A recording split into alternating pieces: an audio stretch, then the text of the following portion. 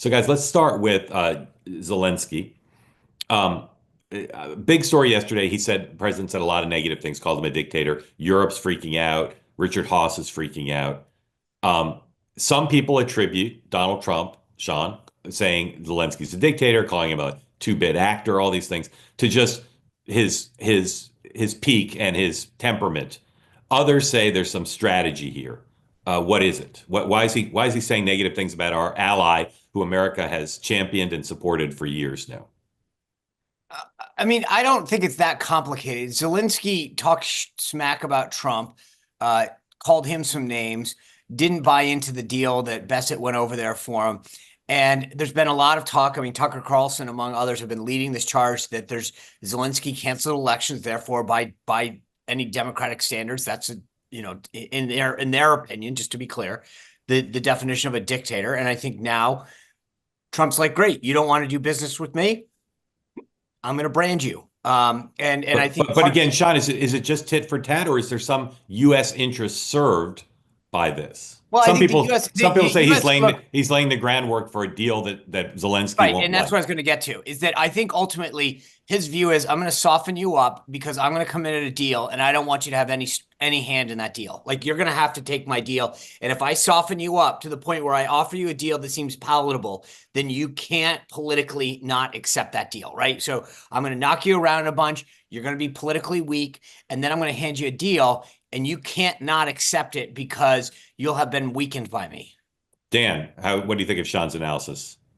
Hint, I it's mean, it would be good. great because that's usually how you negotiate with the other side, not your ally. I mean, to me, this is not the art of the deal. It's the art of the fire sale.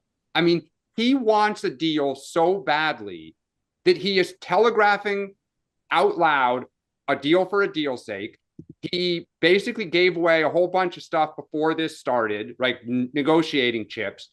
And he is trashing. I agree with you, Sean. He is softening up Zelensky, smacking him around to say, take it.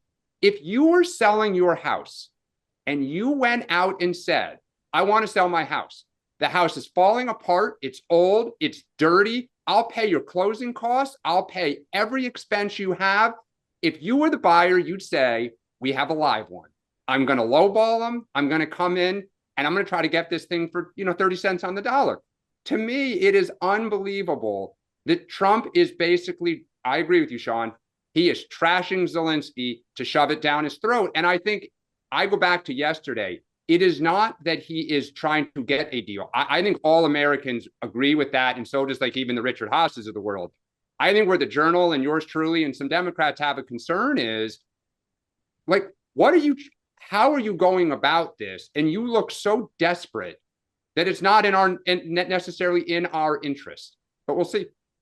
I think the other thing is, look, the overarching point of this is Trump prides himself on the fact that for 4 years, there wasn't a war, a foreign incursion, et cetera, under his watch. And that if he can get the world back to that state and say, you know what, Joe Biden, right when you took office, your Afghanistan failure allowed this to occur. Your other weak, feckless policies allowed the incursions into, Gaza, et cetera.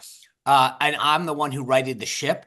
That's ultimately what he seeks, is a safer, so to him, it's about the end state. But I mean, it's just like when we withdrew from Afghanistan and we told everyone. No. Depends on what happens on the ground. It might be, but it depends on what happens on the ground. Hold on, let me finish. We announced we were leaving. We started polling out, we telegraphed everything, right? And Biden was appropriately and rightfully criticized that how you went about this was horrific. What Trump is doing is telegraphing, we're not going to do this. We're not going to do that. But Mark, he might be bluffing. Depends on what happens, Dan. But hold on a sec, because you keep saying the point that at the end of the day, the deal is a secure Ukraine, that Russia does not take more land or stuff, right? We have not heard Trump say that. It's good. Let's see what the deal is. The coverage is so biased against Trump and for the establishment. Therefore, the Richard Haass European leader point of view. So American public opinion matters a ton on this, and it's not in any story you read.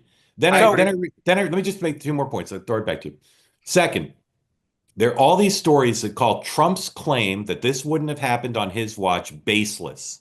Well, it's not baseless because it didn't happen on his watch. So you could say, had Trump won re-election, Putin would have gone in. But the balance of the evidence is no, he wouldn't, because he didn't for 4 years, even though he did it under Trump's predecessor and Trump's successor. And finally, I'll say the people who are decrying Trump's destruction of the old order not only got us Putin invading, the old order got us the inability to get him out. Europe and the United States, working with Zelensky, tried for years to get him out. Why couldn't we?